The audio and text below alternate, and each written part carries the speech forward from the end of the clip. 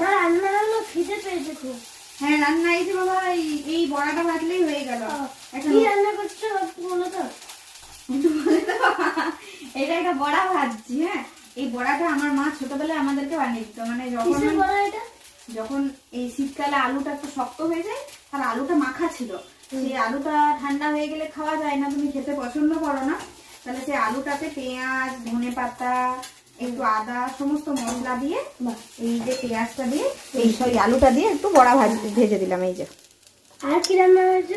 আর তো আজ কিছু করিনি, এই দিয়েই ভাত খেতে হবে। আর কি করবো? আমি জানি। জানো তুমি?